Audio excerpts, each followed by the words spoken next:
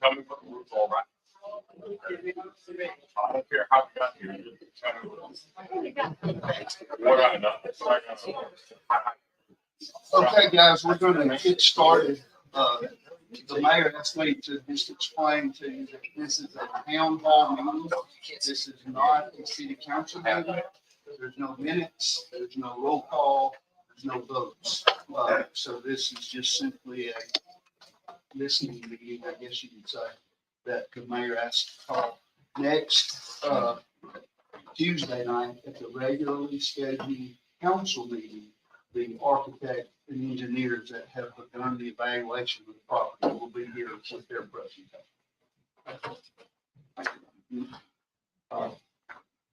I just wanted to give everybody as much information as we could give at this point and just give you a heads up on what the plan going forward is. We've been working on this project since 2012. We actually went and met with DYS and asked them, first thing we asked them, could we put a walking trail on the property? We've been back and forth several times on Montgomery. They finally let us add a 1 mile trail on the DYS property. So the reason for that was we figured if we can actually get access to the property, eventually maybe we can work out a deal to acquire that property. So it makes it a little bit easier to move into that. We discussed that. We discussed purchasing it. We discussed what their plans were. So they told us they were going to put it on the market for sale. So we didn't really have any say in that. So they did let us put the walking trail on before that. And then they actually put it on the market. That $5 million. Ronnie, correct me if I'm wrong, but I think it was a $5 million estimate. 15 million. 15. It was a bonus. So nobody would actually pick up on that. So they went on, let it sit for about 5 years, which that didn't really help us on the situation with the building. Because if we just got in and worked on the building early on, we could have probably salvaged more of it and it would have been less costly. Now the cost is added going up because of the weather and everything on the building. What I wanted to do tonight is just give you an overview of where we're at and then where we can go from here. They asked us to put together a plan.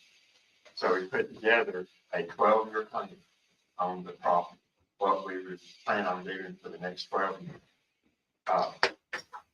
They asked us to do that so they could know what we were going to do. They didn't want us to go in there and do anything that they didn't want us to do.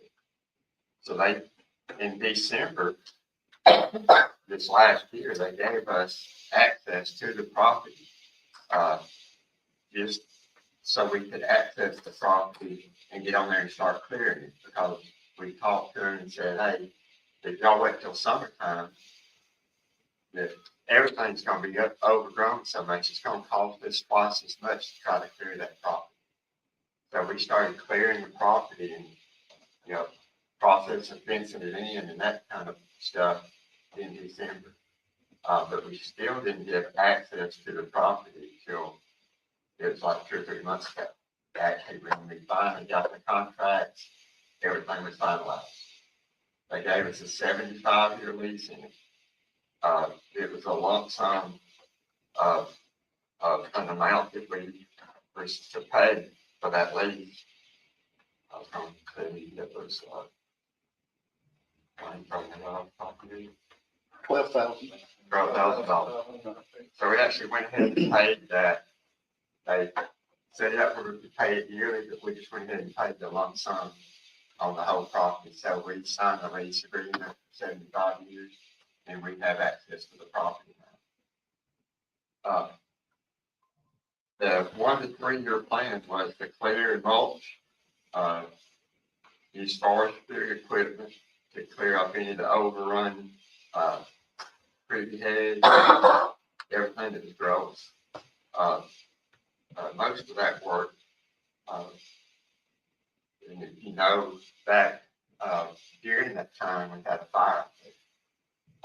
So actually we had to go out there and start clearing stuff out to prevent the building catching on fire. So we went ahead and started clearing around the buildings immediately after that to try to keep those protected and have the fire department. If you went out there before that, you couldn't drive a fire truck down that road going into the access. So we cleared out that road where we have access to the fire department now can get out there. We have water out there now where you can actually get out there and put out fires. The first phase, 1 to 3 years, was redevelop, put a front gate, secure the existing property, uncover and maintain the cemetery. When we went down there, a lot of the people on the board didn't even know there was a cemetery on that property. So when we told them there was a cemetery on that property, they asked us what we were going to do with that. We told them that we would maintain a cemetery. As of now, the cemetery's been cleaned. We've moved all the, during the tornado, they were trees on the cemetery. You couldn't even see any markers at all because there were so many trees and debris on top of the cemetery. So we went in there and cleaned all that up, basically cleaned it up by hand, put a fence around the cemetery to protect it, and then started fencing the whole property in. The agreement would say that we fence in the entire property, approximately 140 acres with an 8-foot deer fence. And that's to prevent vandalism. If you don't know, if you've been out there, it was vandalized pretty heavily. Graffiti everywhere. There was in the bell tower, they actually knocked a hole in the wall, dropped the bell tower, dropped the bell out of the tower, and actually took it and pawned it. The state actually has that bell tower now, so we can get that back. It cleared all the debris. All the roofs are falling in. They asked us to try to reserve or try to restore the administrative building and the chapel.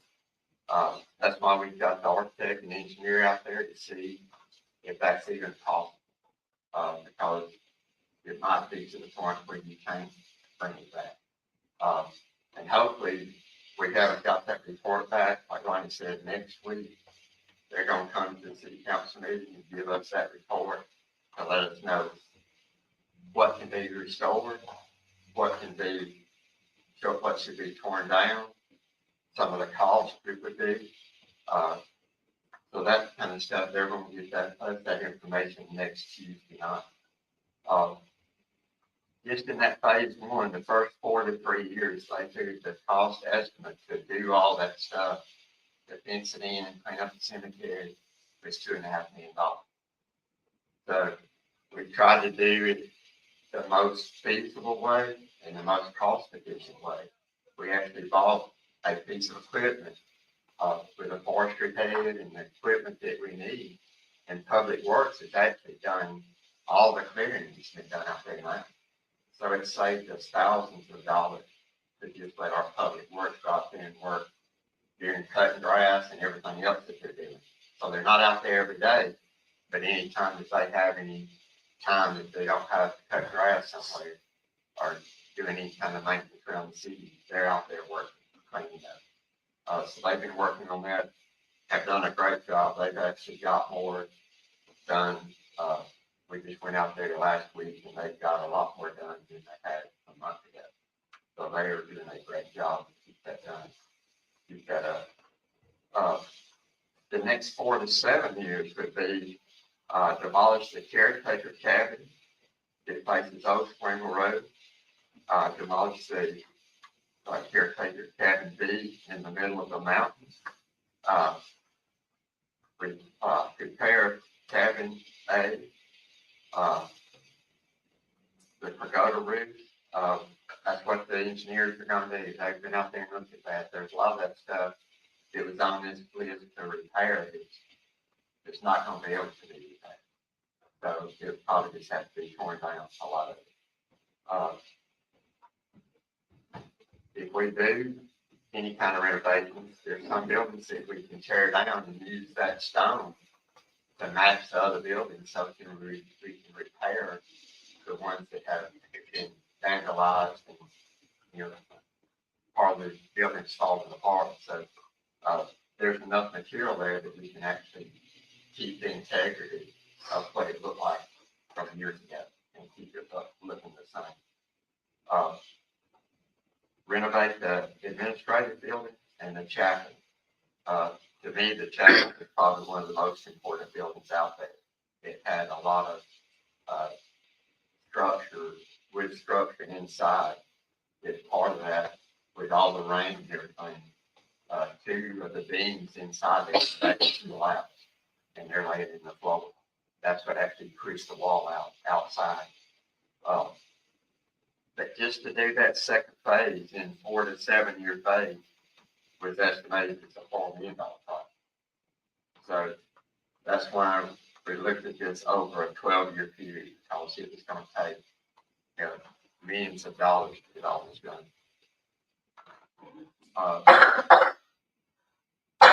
In the years 8 to 12, begin developing access, try to clean up more of the house, around the houses, or take out the houses. There's actually a bass lake on that property. We had a fish rodeo at Cosby Lake that we had to do away with years ago because of dredging Cosby Lake.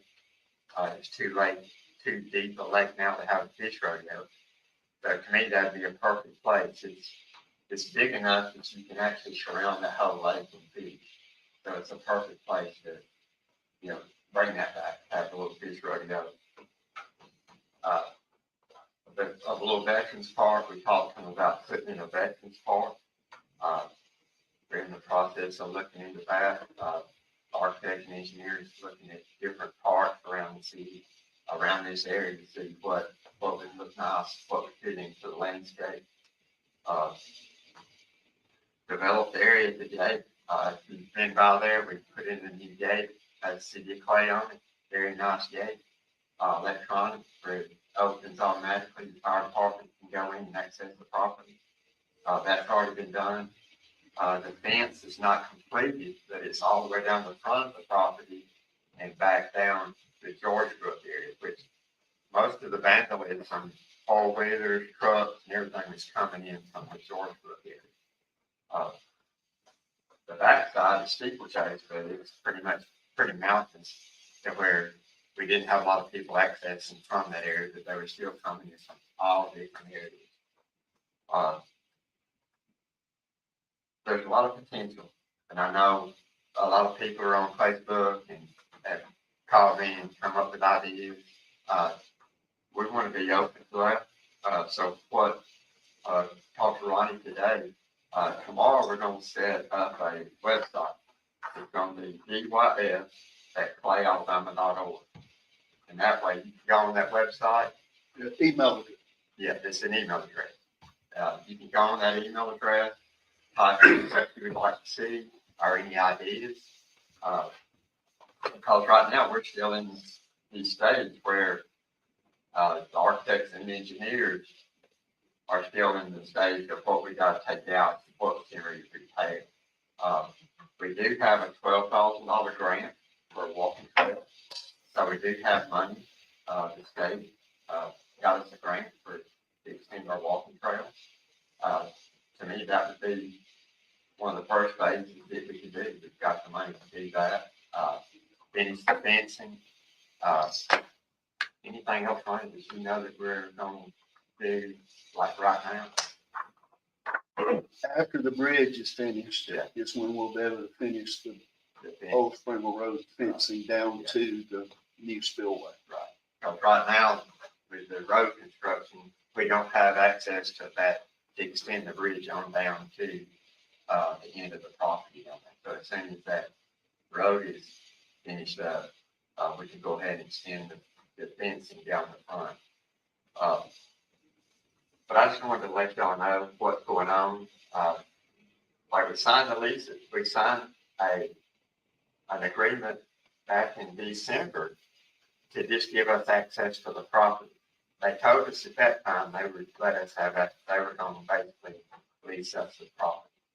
But we had to go back and forth with the contract, our attorney, their attorney. We took things out, put things in. We've got it to where we can pretty much do what we want to do as far as buildings out there. We still have to get some approval from them. If it comes to restoring buildings, we don't have to get approval for that because it's already existing. So we can actually restore some of the buildings without having to go through any red tape. But if we build anything, then we're going to have to get that approval from them.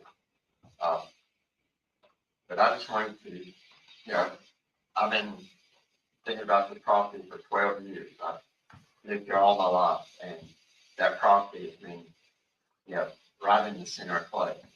To me, it would be a perfect city center. Have city hall there, have recreation there, have bike trails, have walking trails. There's so much potential with that property. It is just, unlimited, basically.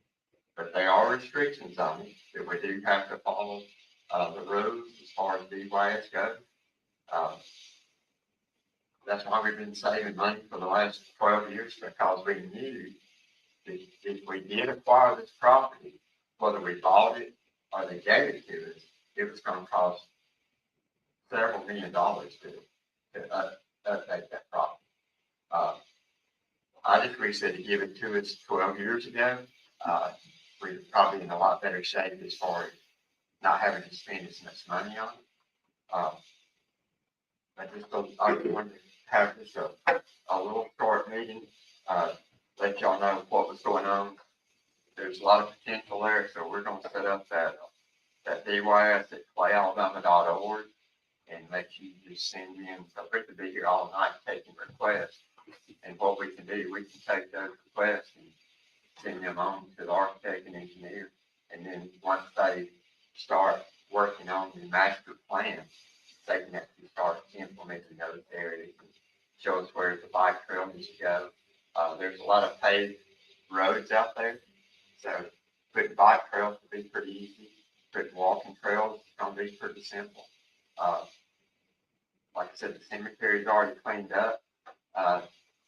To put a little veterans park in the front of that, have a walking trail go through there and going up to the cemetery would be, a great way to open up the first phase of that. It's going to be a while before we're going to be able to do public access because there's still a lot of snakes, a lot of coyotes, a lot of animals out there still. So, every time we go out there, we always run across something. So it's not really safe to go out there right now. And actually, we have it secured now to where hopefully it will be no more vandalism. But I welcome you to come back next Tuesday night. Hopefully the architects and engineers will have all their stuff sort of finalized where they can tell us what can be restored and what cannot be restored. So that's going to be basically the next phase, is to get him to let us know what can be done and what can't be done. So I appreciate y'all coming out tonight. Just bear with us as far as the city goes. There's about 300 acres out there that is actually not usable. It's basically slopes. There's probably 140 acres that is pretty flat. So if we do anything on the slope, we would have to get permission from the county, state, and everybody to disturb any kind of slope. But my idea would be, move City Hall out there. That's in the city center. That would be in the center of Clay. You could probably either put it on the front of the property where those houses are at, or you put it back there where the administrative building is. That's something that the architects and engineers can give us some ideas of what's going to be the best, what's going to be the most feasible. But like I said, there's a lot of potential for that property. It's just not going to happen overnight. It's going to take several years to develop it and get what everybody wants out there. But there is some good areas that we can start to work on pretty quick and get it where it's accessible and people can start going out there and checking it out. But like I said, I just wanted to give everybody a little update. I know we don't have a lot of information because we haven't really decided on what to do out there. None of that's been etched in stone. That's why we've got the architect and engineer to come up with a master plan. And as the master plan goes, it's a master plan, but that plan can always change. It can always change. The city's master plan is changing totally. So the master plan of property don't mean that's actually etched in stone because sometimes things change. So I appreciate y'all coming out.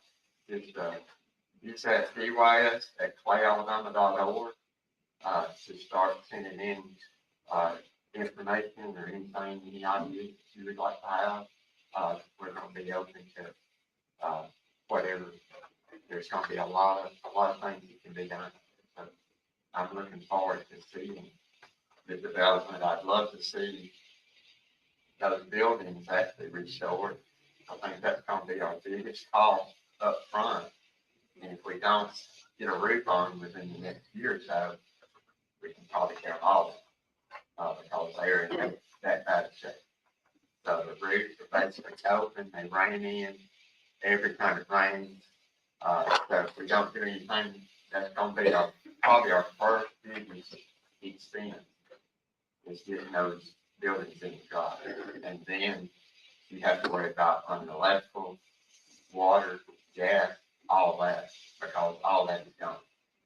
They've taken all the power out of it, they've stripped all the wires out of it, they've done everything. They even took the metal off the roof. And that's part of the problem. With the vandalism, they've actually helped destroy the building.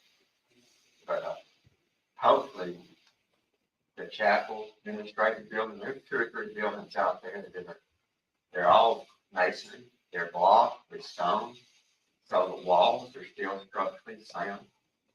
Just the roof structure is what's going to have to be fixed. But to redo those roof structures is going to cost a huge amount. So next Tuesday night, we should have more information about what that's going to cost, some ideas. It would probably just have to be put out to the year. But I can say it's going to be in the millions of dollars. So it's not nothing that's going to be done overnight, and it's not nothing that's going to be done very cheap. So I'll be around for a while. If you have any questions for me, anything else that I can answer for you tonight that I didn't answer for you now. And then next Tuesday night, we should have more answers. So just bear with us as far as things go. But I'm not going to take any questions because if I start, I got to answer everybody's questions. So So and then you can say what you yeah. I appreciate y'all coming out tonight. And in next Tuesday night, come back and hear what architects have to say. Thank y'all. Thank you, Mr. Price.